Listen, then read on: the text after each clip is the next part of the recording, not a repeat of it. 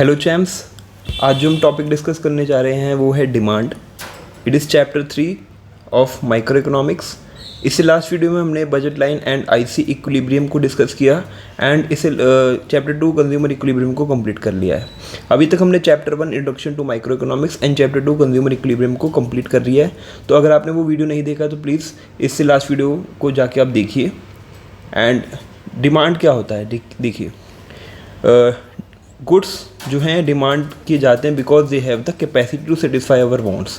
हम कोई भी गुड इसलिए डिमांड करते हैं क्योंकि वो उसके अंदर एक कैपेसिटी होती है कि वो हमारी वांट्स को सेटिस्फाई कर सकता है, ठीक है।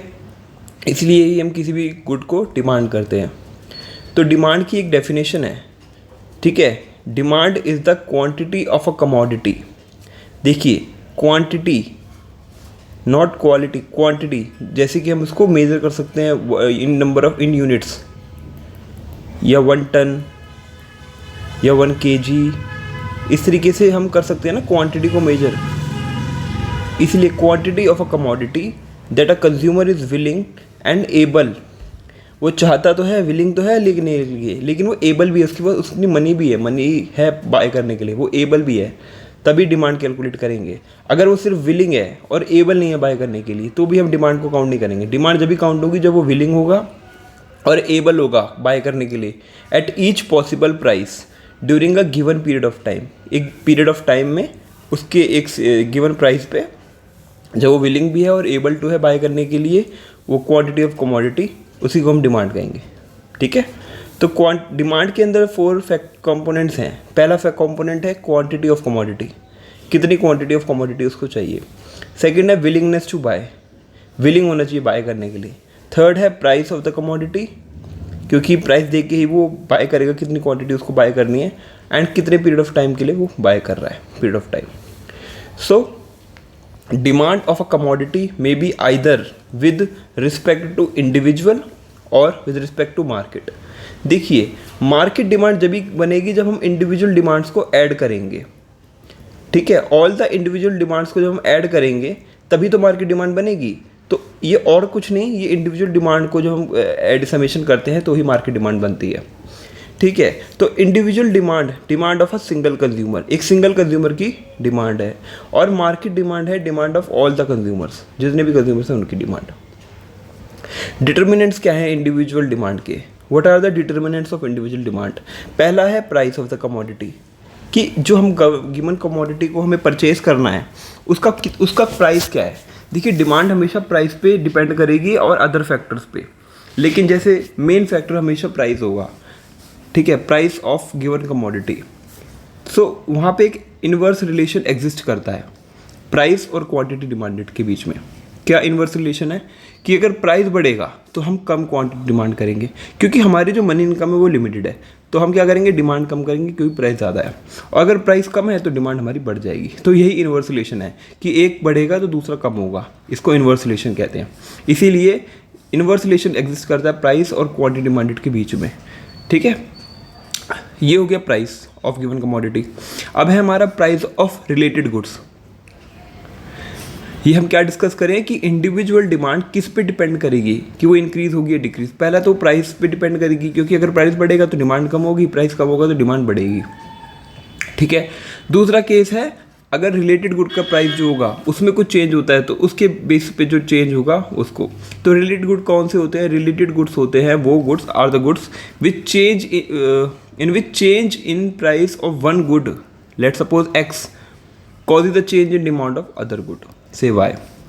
मतलब रिलेटेड गुड्स ऐसे गुड्स होते हैं जिनका एक गुड के अगर प्राइस पे इंक्रीज डिक्रीज होगा तो उसका इम्पैक्ट दूसरे गुड, यानी उससे रिलेटेड जो भी गुड होगा ना उस पर इम्पैक्ट पड़ेगा, उसकी डिमांड पे इम्पैक्ट पड़ेगा। लेट सपोज एक्स की अगर प्राइस बढ़ेगा तो मे बी वाई की जो डिमांड होगी उस पर इम्पैक्ट पड़ेगा। एक्स पे तो पड़ेगा ही बट उसका डिमांड वाई पे भी पड़ेगा, दोनों पे पड़ेगा। तो यही होते हैं रिलेटेड गुड्स, ठीक है। तो पहला रिलेटेड गुड है सब्स्टिट्यूट गुड्स, बहुत इंपॉर्टेंट है, इसको ध्यान से करिएगा कि सब्स्टिट्यूट गुड्स और कॉम्प्लीमेंट्री गुड्स बहुत इंपॉर्टेंट होते हैं, मतलब इंपॉर्टेंट कंसेप्ट है ये। सब्स्टिट्यूट गुड्स का क्या मतलब रहता है? वो goods which can be used in place of one another, जो एक दूसरे की जगह पे यूज हो सकते हैं for satisfaction of a particular want, like T और कॉफ़ी। टी और कॉफ़ी जो है सब्स्टिट्यूट गुड्स हैं। अगर टी नहीं है हमारे पास, हम कॉफ़ी यूज़ कर लेंगे, कॉफ़ी नहीं है तो टी यूज़ कर लेंगे, क्योंकि उससे जो हमारी वांट्स जो सेटिस्फैक्शन मिल रही है वो एक पर्टिकुलर क्वांटिटी की, वो all the way in the way same ही है। ठीक है, इस वजह से इसको सब्स्टिट्यूट कर सकते हैं। टी की जगह हम कॉफ़ी को सब्स्टिट्यूट कर सकते हैं और कॉफ़ी की जगह टी को। सब्स्टिट्यूशन का मतलब होता है कि अगर वो चीज़ हमारे पास, उस चीज़ के बदले हम उस चीज़ को यूज़ कर सकते हैं। देखिए जैसे कि कोक और पेप्सी है, ठीक है, तो अगर हमारे को कोक महंगी मिल रही है तो हम क्या लेंगे, पेप्सी ले लेंगे। अगर पेप्सी महंगी मिल रही है तो कोक ले लेंगे। यही चीज़ होती है ना, कोक और पेप्सी है, एक दूसरे के जगह पे यूज़ कर सकते हैं। पेन और पेंसिल है, तो अगर हम पेन से हमारा काम चल रहा है तो हम पेंसिल नहीं लेंगे, क्योंकि अगर पेंसिल का प्राइस बढ़ा हुआ है। तो इस तरीके से चीज़ होती है। देखिए एग्जाम्पल के तौर पे समझते हैं। लेट सपोज जो टी है, टी का प्राइस बढ़ गया। अब हमने देखा है इन्वर्स रिलेशन होता है कि अगर जैसे टी का प्राइस बढ़ा तो टी की तो डिमांड कम होगी, लेकिन अब लोगों को कुछ और तो चाहिए ही, टी नहीं यूज़ करेंगे, लेकिन उसकी जगह पे हम डिमांड ऑफ कॉफ़ी को बढ़ा देंगे। कैसे बढ़ा देंगे, क्योंकि कॉफ़ी की जो प्राइस है उसमें कोई चेंज नहीं हुआ है, टी की चेंज हुआ है, टी का प्राइस बढ़ गया है। ठीक है, तो हम लेस विलिंग हो गए टी परचेस करने के लिए, क्योंकि इसके लिए हमें ज़्यादा प्राइस पे करना पड़ रहा है। ठीक है, तो उसकी डिमांड तो हम टी कम कर ही देंगे, बट उसके साथ साथ हम कॉफ़ी की डिमांड बढ़ा देंगे। तो इससे क्या हुआ, प्राइस तो बढ़ा टी का, लेकिन डिमांड बढ़ी कॉफ़ी की। तो ये हो गया सब्स्टिट्यूट गुड्स, कि एक का इम्पैक्ट दूसरे पे आ रहा है। As coffee is become relatively cheaper, coffee जो है रिलेटिवली चीपर है than tea, and vice versa. ठीक है ना। सो एंड ये हमें एक 4 एग्जाम्पल्स और भाई एग्जाम्पल्स को और दिए हैं, ताकि आपको अगर एग्जाम में लिखना हो सब्स्टिट्यूट गुड्स के एग्जाम्पल तो आप लिख सकें। ठीक है, सब्स्टिट्यूट गुड्स को एक मतलब वन अनदर के तौर पे in place of one another use कर सकते हैं। अगर एक नहीं है तो हम दूसरा यूज़ कर सकते हैं। बट दूसरे गुड्स कौन से होते हैं कॉम्प्लीमेंट्री गुड्स। ठीक है, कॉम्प्लीमेंट्री गुड्स होते हैं जो कि हम साथ में ही यूज़ कर सकते हैं, अलग अलग उनका कोई ज़्यादा रिलेवेंस नहीं होगा। Those goods which are use together, दो साथ में यूज़ होंगे to satisfy a particular want, like tea and sugar. ठीक है, ये दोनों साथ में यूज़ होंगे तभी इनकी कुछ ज़रूरत है, अदरवाइज़ बहुत ज़्यादा ज़रूरत नहीं होगी। लेट सपोज शुगर का प्राइस बढ़ गया। ये तो हमें पता ही है कि टी बनाने के लिए हमें शुगर की नीड होती है, बिना शुगर के हम टी नहीं बना सकते। तो मान लीजिए शुगर का प्राइस जो है हमारा बढ़ गया। अगर शुगर का प्राइस बढ़ेगा तो शुगर रिलेटिवली महंगी हो जाएगी ख़रीदना। ठीक है, हम लेस विलिंग होंगे शुगर बाय करने के लिए, तो उसका डिमांड क्या पड़ेगा टी पे, इफेक्ट क्या पड़ेगा टी पे, टी की डिमांड कम हो जाएगी। शुगर की डिमांड तो कम होगी ही, बट उसका इम्पैक्ट क्या पड़ेगा, टी पे पड़ेगा और टी की डिमांड कम हो जाएगी। ऐसा इसलिए हुआ क्योंकि ये दोनों कॉम्प्लीमेंट्री गुड्स थे। ठीक है, कॉम्प्लीमेंट्री गुड्स क्योंकि ये दोनों साथ में यूज़ करना ज़्यादा सेटिस्फेक्शन देगा लोग को और ज़्यादा रेलेवेंस क्रिएट करेगा अगर ये भी साथ में यूज़ करते हैं टी और शुगर को। इसीलिए अगर प्राइस बढ़ा शुगर का तो शुगर की डिमांड तो कम हुई, उसके रिस्पेक्ट में टी की डिमांड भी कम हो गई, क्योंकि अब लोग नहीं परचेज करना चाहेंगे टी, क्योंकि शुगर महंगी है।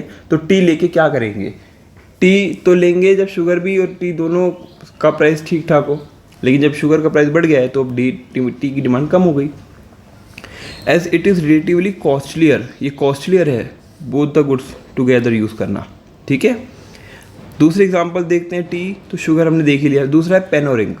अगर पेन की मान लीजिए इंक जो है, इंक इसकी जो प्राइस है वो बढ़ गया, तो ऑब्वियस सी बात है पेन का प्राइस भी बढ़ जाएगा। तो इंक की तो डिमांड कम हो गई, पेन का भी डिमांड कम होगा। ठीक है, इसीलिए कॉम्प्लीमेंट्री गुड्स जो होते हैं वो साथ में टुगेदर यूज़ किए जाते हैं। सब्स्टिट्यूट गुड्स को हम एक की बजाय दूसरा यूज़ कर सकते हैं, कि मतलब अगर हमें एक नहीं मिल रहा है तो उसकी जगह हम दूसरा जो कि सब्स्टिट्यूट कर सकते हैं, एक दूसरे के विपरीत भी यूज़ कर सकते हैं। बट यहाँ पे पेन और इंक को हमें साथ में यूज़ करना पड़ेगा, टी और शुगर को साथ में यूज़ करना पड़ेगा। ये कॉम्प्लीमेंट्री गुड्स हैं, दोनों साथ में यूज़ होंगे। कार है, पेट्रोल है, लेट सपोज पेट्रोल का प्राइस बढ़ गया तो हम जो कार की डिमांड है ना वो कम होने लगेगी, क्योंकि पेट्रोल बढ़ा हुआ है।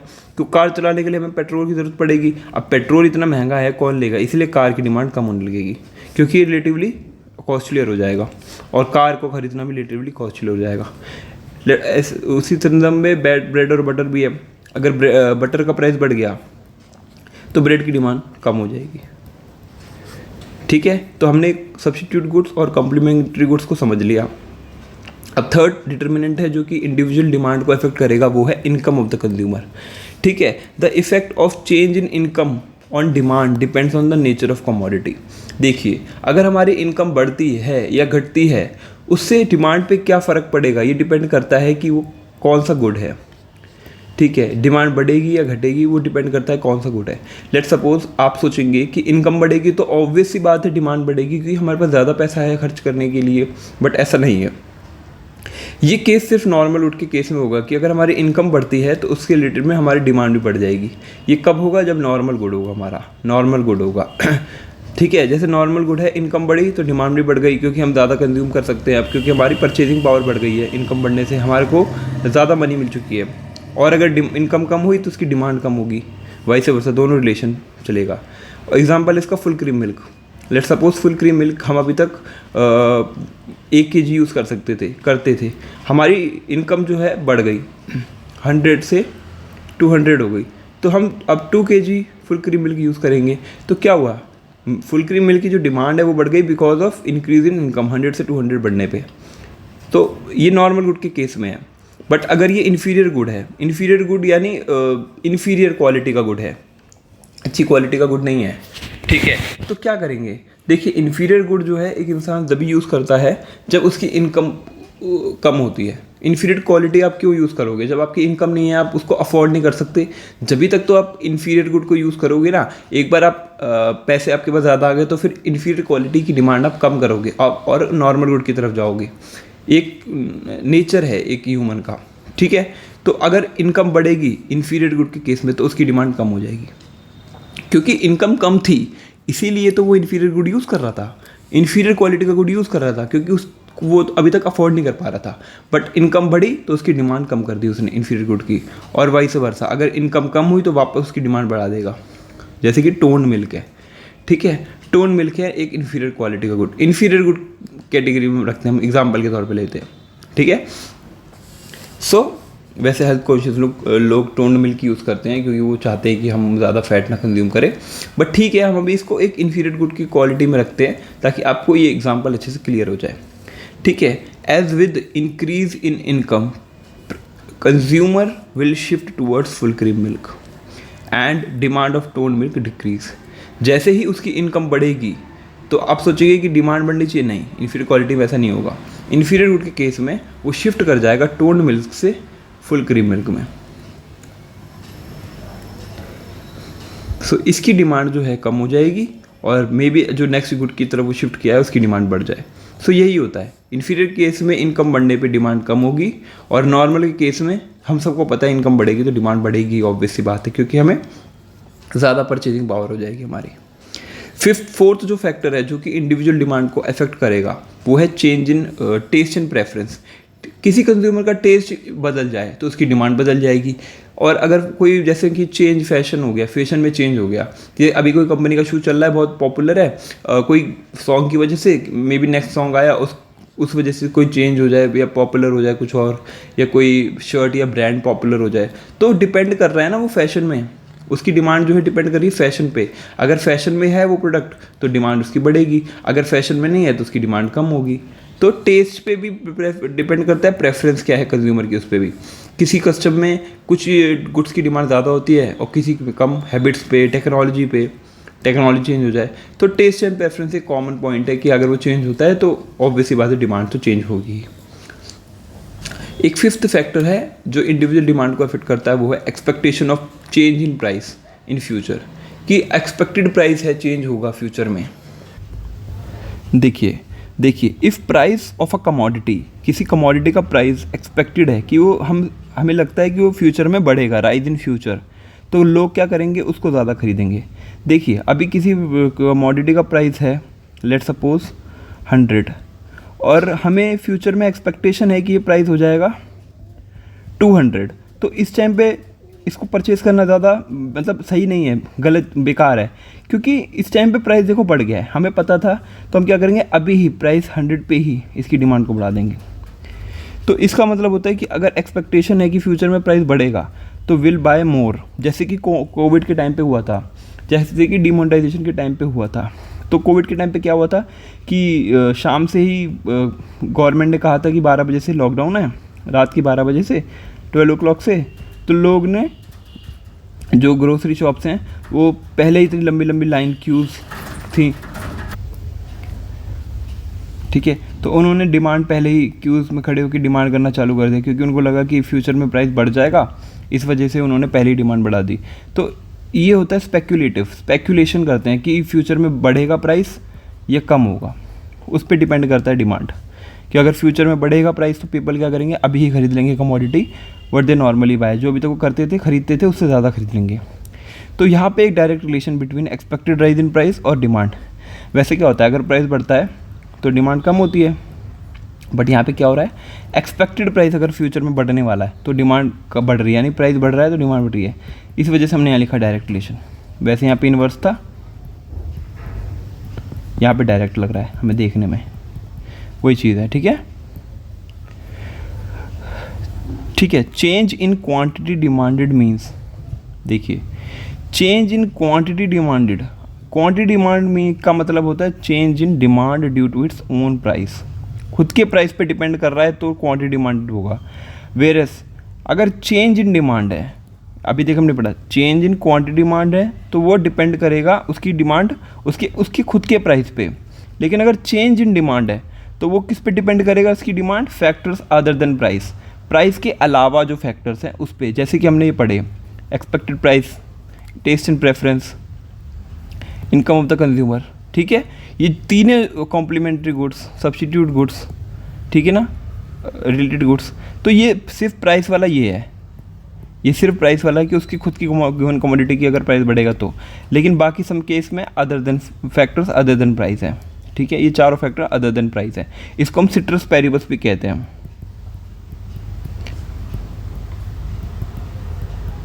ठीक है, एक टर्म है, इसको कहते हैं factors other than price, citrus Paribas. ठीक है, हमने डिटर्मिनेंट्स ऑफ इंडिविजुअल डिमांड को पढ़ लिया। अब हम डिटर्मिनेंट्स ऑफ मार्केट डिमांड, देखो डिटर्मिनेंट्स क्या होते हैं, डिटर्मिनेंट्स वो होते हैं जिससे उसकी जो डिमांड है ना वो ऊपर या नीचे जाएगी, अफेक्ट होगा उन फैक्टर्स की वजह से। तो अब मार्केट डिमांड के डिटर्मिनेंट्स क्या हैं, साइज और कॉम्पोजिशन ऑफ द पॉपुलेशन। देखिए अगर कॉम्पोजिशन या साइज जो है पॉपुलेशन का ज़्यादा है, हाई है, तो उसकी ऑब्वियस सी बात है मार्केट जो डिमांड होगी वो ज़्यादा होगी, क्योंकि जो ज़्यादा लोग हैं, और अगर लो है तो मार्केट डिमांड कम होगी, सिंपल सी चीज़ है। सीज़न और वेदर, लेट सपोज अगर समर का सीज़न है तो समर के क्लोथ्स या समर की जो वस्तुएं हैं उनकी जो डिमांड होगी वो बढ़ेगी, और विंटर का सीज़न है तो विंटर की जो डिमांड कमोडिटीज़ होंगी वो बढ़ेंगी या डिक्रीज होंगी, जो भी है। डिस्ट्रीब्यूशन ऑफ इनकम, अगर इक्वल डिस्ट्रीब्यूशन है तो हर किसी के पास पैसा है, इक्वल डिस्ट्रीब्यूशन है तो मोर डिमांड होगी, ज़्यादा डिमांड करेंगे, क्योंकि सबके पास पैसा है, कुछ ना कुछ, ज़्यादा पॉपुलेशन है तो करेंगे डिमांड, तो इंक्रीज़ होगी डिमांड।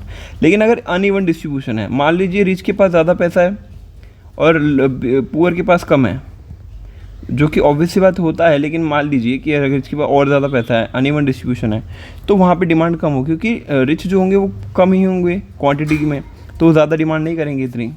ठीक है ना, एज़ कम्पेयर टू अगर वो इक्वल डिस्ट्रीब्यूशन होता तो उस वक्त जितनी डिमांड होती, तो वही चीज़ है। अब हम डिमांड फंक्शन की बात करते हैं। तो डिमांड फंक्शन शो करता है relationship between quantity demanded and particular commodity and factors influencing it, कि क्वांटिटी डिमांडेड कितनी है उसको, और उस क्वांटिटी डिमांड को कौन से पर्टिकुलर उसके फैक्टर्स इन्फ्लुएंस कर रहे हैं वो चीज़ें। तो डिमांड फंक्शन में देखिए एक तो इंडिविजुअल डिमांड होता है, ठीक है, इंडिविजुअल डिमांड।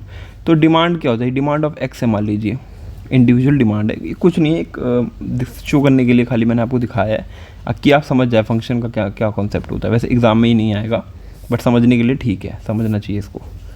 ठीक है, तो लेट सपोज इंडिविजुअल डिमांड है of x, demand of x, तो एफ का मतलब होता है फंक्शन। एफ जब भी लग जाए और ऐसे ब्रैकेट आ जाए तो इसका मतलब होता है फंक्शन। तो डिमांड किसका फंक्शन है, फंक्शन है पी एक्स का। पी एक्स क्या है, प्राइस ऑफ एक्स, उसका ओन प्राइस। पी आर का price of related goods, price related जो हमने पढ़ा सब्स्टिट्यूट और कॉम्प्लीमेंट्री, उस पर डिपेंड करेगा। प्राइस ऑफ एक्स पे डिपेंड करेगा। वाई जो होता है इनकम पे डिपेंड करेगा, इनकम हमने पढ़ा। टी जो है टेस्ट एंड प्रेफरेंस पे डिपेंड करेगा। एफ जो है expectation of price change in future, इस पे डिपेंड करेगा। तो डिमांड कुछ नहीं, इन सब का एक फंक्शन होता है, इन सब पे डिपेंड करता है वो।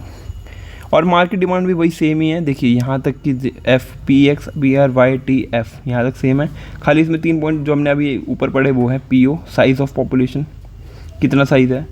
एस का मतलब सीजन एंड वेदर, और डी का मतलब डिस्ट्रीब्यूशन ऑफ इनकम। तो ये खाली आपको समझने के लिए तौर पे मैंने लिखवा रखा है, आपको एकदम इसको रटने की ज़रूरत नहीं है, याद करने की ज़रूरत नहीं है, आप खाली समझिए। आप समझेंगे ना तो आपको लॉन्ग टर्म तक याद रहेगा। और मैंने आपको इतनी ईजी लैंग्वेज में समझाया ना कि आपके दिमाग में बिल्कुल बैठ जाएगी सब चीज़ें, ठीक है। डिमांड फंक्शन पढ़ लिया हमने, अब हम पढ़ते हैं डिमांड कर्व, जो हमारा मेन चीज़ है। डिमांड कर्व को किस तरीके से बनाया जाता है वो हम देखेंगे, ठीक है। डिमांड कर्व हमेशा इस तरीके से बनता है, देखिए डाउनवर्ड स्लोपिंग होता है ये हमेशा, ठीक है, डिमांड कर्व। तो डिमांड कर्व क्या होता है, ये लोकस होता है ऑल द पॉइंट्स का, showing various quantities of commodity. देखिए जब भी कोई कर्व आता है ना तो वो हमेशा लोकस ऑफ ऑल पॉइंट्स होता है। लोकस ऑफ ऑल पॉइंट्स और कॉम्बिनेशंस होते हैं, क्यों? क्योंकि जब भी हम डिमांड कर्व को प्लॉट करेंगे, किसी भी कर्व को ग्राफिकल रिप्रेजेंटेशन में प्लॉट करेंगे, तो वहाँ पे हमको रिक्वायरमेंट होती है पॉइंट्स की, वहाँ पे डिफरेंट डिफरेंट कॉम्बिनेशंस की रिक्वायरमेंट होती है कि हम एक्स कितनी कमोडिटी यूज़ कर रहे हैं, वाई की कितनी कर रहे हैं। तो जितने जितने कॉम्बिनेशंस बन रहे हैं ना, उन सबको जब हम ज्वाइन करते हैं तो हमारा डिमांड कर्व या कोई भी कर्व बनता है। तो इसीलिए हम देखेंगे कर्व की, जो कोई भी कर्व की डेफिनेशन होगी ना, उसमें locus of all the points होगा, showing various quantities of a commodity, combination of commodity. तो डिमांड कर्व क्या है, various quantity of commodity that a consumer is willing हमने पढ़ा विलिंग है, buy at various levels of price during a given time period. इतना तो same था, हमने पहले ही पढ़ लिया था, खाली हमें क्या ऐड हुआ यहाँ पे, locus of all the points showing various quantities of commodity, locus, ठीक है। Other factor being constant. Demand curve देखो जब भी बनता है ना, जब कर्व बनेगा तो हमेशा जो कर्व बनता है वो डिपेंड करेगा सिर्फ प्राइस पे। अदर फैक्टर्स जो होंगे ना, अदर फैक्टर अभी जो हम पढ़ रहे हैं ना डिमांड कर्व, अदर फैक्टर्स को कांस्टेंट रख के चलेंगे। कांस्टेंट मतलब वो चेंज नहीं हो रहे। अदर फैक्टर कौन कौन से थे, इनकम था, पर रिलेटेड गुड्स के प्राइस थे, ठीक है, एक्सपेक्टेशन थी कि फ्यूचर में बढ़ेगा कि नहीं बढ़ेगा, ठीक है। तो ये सारे जो हमारे अदर फैक्टर्स हैं ना, टेस्ट एंड प्रेफरेंस भी था।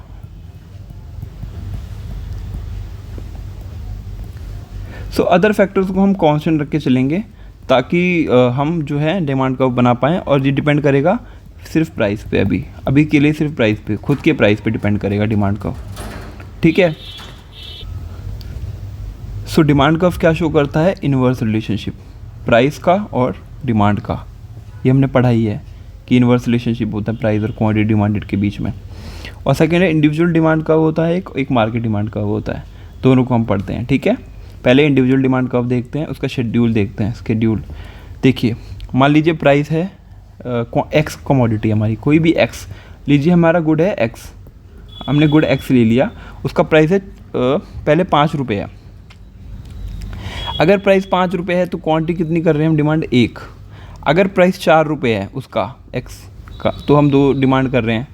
3 रुपये है तो हम 3 डिमांड कर रहे हैं। 2 रुपये है तो 4 डिमांड कर रहे हैं। 1 है तो 5 कर रहे हैं। यहाँ पे आपने कुछ नोटिस किया कि जैसे जैसे प्राइस कम हो रहा है, 5 से 4, 4 से 3, 3 से 2, 2 से 1, वैसे वैसे क्वांटिटी की डिमांड बढ़ती जा रही है, क्योंकि अब हम ज़्यादा खरीद पा रहे हैं।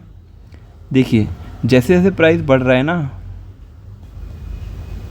यहाँ पे देखिए बढ़ रहा है 1 से 2, 2 से 3, 3 से 4, 4 से 5, तो क्वांटिटी डिमांड देखो कम होती जा रही है। तो जैसे जैसे प्राइस बढ़ रहा है देखिए डिमांड जो है धीरे धीरे कम हो रही है, ठीक है, यही चीज़ हमने देखी। तो इसका क्या है, इनवर्स रिलेशनशिप है, इनवर्स रिलेशनशिप है। इसका हम देखिए कर्व देखते हैं। जब हम यहाँ पे हमने एक्स एक्सिस पे क्या लिया है कि क्वांटिटी कितनी डिमांड कर रहे हैं हम एक्स की, गुड एक्स की, और यहाँ पे लिया है प्राइस ऑफ एक्स, यहाँ पे है प्राइस ऑफ एक्स, ठीक है। हमने 0 पे लिया, हम क्या कहते हैं, देखिए जब प्राइस 1 था, 1 रुपये, सॉरी जब प्राइस 5 रुपये था, यहाँ पे प्राइस लिया ना, तो हम कितना ले रहे हैं एक्स को, 1 यूनिट, यहाँ पे 1 है।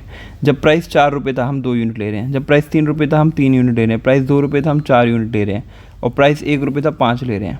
तो ये देखिए डिफरेंट पॉइंट्स हो गए, low cost of all the points, और जब इसको ज्वाइन करेंगे तो डिमांड कर्व बनेगा। यही हमारा डिमांड कर्व है। डिमांड कर्व को हम डी से शो करते हैं, हमेशा डिमांड कर्व को हम डी से शो करेंगे, ठीक है ना। तो ये हमारा डिमांड कर्व है, सिंपल सा कर्व बन गया हमारा। ये देखिए डाउनवर्ड स्लोपिंग इसलिए है क्योंकि प्राइस और डिमांड का इनवर्स रिलेशन है, मतलब कि प्राइस बढ़ेगा तो डिमांड कम हो रही है यहाँ पे, इसीलिए नीचे आ रहा है कर्व, ठीक है। और इसकी जो स्लोप है ना, देखिए यहाँ पे स्ट्रेट है, इसकी स्लोप जो डिपेंड करेगी किस रेट से हम गुड को सब्स्टिट्यूट कर रहे हैं, ठीक है। तो स्लोप वाला कंसेप्ट हम पढ़ेंगे, वो इलास्टिसिटी वाले में आएगा, इलास्टिसिटी के अंदर पढ़ेंगे कि किस तरीके से हम एक्सचेंज कर रहे हैं गुड को प्राइस के बदले, तो वो हम उसमें पढ़ेंगे। लेकिन अभी हम सिंपल डिमांड कर्व पढ़ रहे हैं, तो आप सिंपल डिमांड कर्व इस तरीके से देखिए, डाउनवर्ड स्लोपिंग है। अगर कोई आपको बोले कि डिमांड कर्व बनाना है तो क्या करना है, हमें कुछ नहीं करना, इस तरीके से लाइन खींचनी है, ये एक्स लिखना है, यहाँ पे आई लिखना है, यहाँ क्वांटिटी लिखनी है, क्वांटिटी डिमांड, यहाँ लिखना है प्राइस, और हमको एक सीधी सी लाइन खींच देनी है ऐसे डिमांड कर्व। जब आपको सिंपल कोई बोले डिमांड कर्व, इसकी स्लोप किस तरीके से है वो डिपेंड करेगी क्या है क्या चीज़ नहीं है वो। लेकिन जैसे कोई अगर सिंपल आपको बोले बनाने के लिए तो आप इस तरीके से बना सकते हैं, ठीक है, डिमांड कर्व, ठीक है। हमने डिमांड कर्व पढ़ लिया। अब इसमें कोई भी डाउट होगा तो आप प्लीज़ बताएं, वैसे बहुत सिंपल है डिमांड कर्व। हमने अभी इसको शेड्यूल को देखते हुए डिमांड कर्व बनाया है, ठीक है। तो हमको ये डाउनवर्ड स्लोपिंग मिल रहा है। और लेट्स सपोज मार्केट डिमांड क्या होती है, मार्केट डिमांड कब क्या होता है, it is the sum of all the individual demand at each and every price. कुछ नहीं है, जो इंडिविजुअल डिमांड है ना, जब उनको हर प्राइस पे ईच एंड एवरी प्राइस पे ऐड कर देंगे ना, सम कर देंगे, तो मार्केट डिमांड बन जाएगा। देखिए इसका पहले उसको देख लेते हैं, टेबल देख लेते हैं। मान लीजिए प्राइस तो हमने देखा था 5 4 3 2 1 वही है, ठीक है, और गुड है हमारे पास एक्स। लेकिन मान लीजिए एक हाउस होल्ड ए है, एक हाउस होल्ड बी है, 2 हाउस होल्ड हैं, ठीक है, उनकी डिमांड अलग अलग होगी, ऑब्वियस सी बात है। किसी हाउस होल्ड को वो प्रोडक्ट ज़्यादा चाहिए होगा, किसी को कम चाहिए होगा।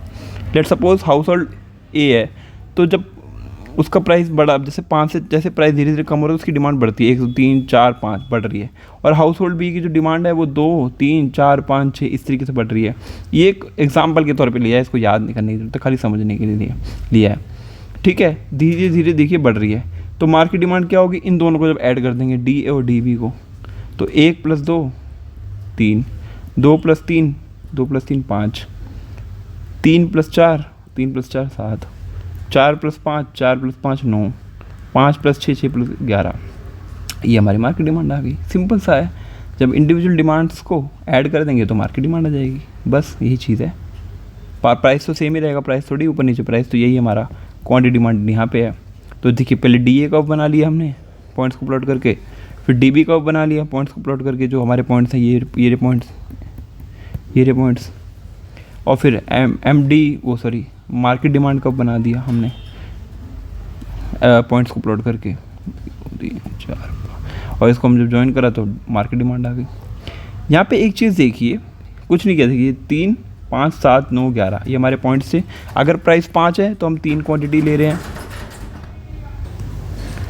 तो ये जो हमारे पॉइंट्स हैं हमने इनको इसके ऊपर कर्व बना दिया, ठीक है। 3 क्वांटिटी ले रहे हैं, प्राइस 1 पे 5 पे 5 रुपये प्राइस है, अगर 4 रुपये प्राइस है तो 5 ले रहे हैं, 3 रुपये प्राइस है 7 ले रहे हैं। तो जब हम इसको प्लॉट करेंगे, वही हमने देखो यहाँ प्लॉट करा है, तो ये मार्केट डिमांड आ गया, ये डिमांड ऑफ ए है, डिमांड ऑफ बी है, सिंपल सा कर्व है, मार्केट डिमांड कर्व ये बन गया हमारा। Market demand curve is obtained by horizontal summation. Horizontal summation देखिए यहाँ पे कितना है 5, यहाँ पे कितना है 2, यहाँ पे कितना है 4, 2 4 6, तो ये बन गया 6। इस तरीके से है, मतलब हॉरिजॉन्टल सबमिशन किया है हमने। हॉरिजॉन्टल देखिए सबमिट किया है, इसको सबमिशन किया है, इसको सबमिशन किया है, इसका सबमिशन किया है, इसका सबमिशन किया है, इसका सबमिशन किया है, ठीक है। ये कुछ नहीं है, हॉरिजॉन्टल सबमिशन है of individual demand of A and B, बस यही है। Market demand curve is more flatter.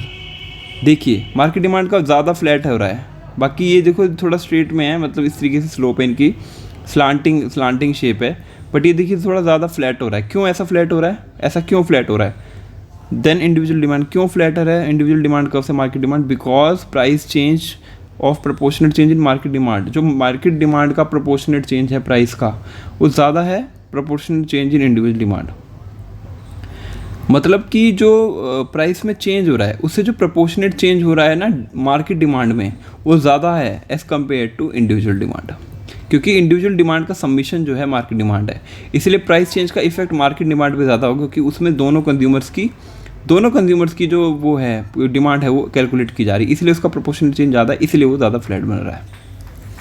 ठीक है, तो हमने इंडिविजुअल डिमांड मार्केट डिमांड दोनों चीज़ें समझ ली। अब हम देखते हैं कि इंडिविजुअल डिमांड और मार्केट डिमांड में क्या डिफरेंस है। इंडिविजुअल डिमांड होता है quantity demand of a commodity by individual consumer at a given price during a period of time. ठीक है ना, इंडिविजुअल डिमांड जो करता है एक गिवन प्राइस पे, वो एक गिवन पीरियड ऑफ टाइम पे। मार्केट डिमांड होती है demand of commodity by all the consumers. देखिए ऑल द कंज्यूमर्स हो रहा है, यहाँ पे एक इंडिविजुअल कंज्यूमर हो रहा है, सिर्फ यही डिफरेंस है इस वाले पे।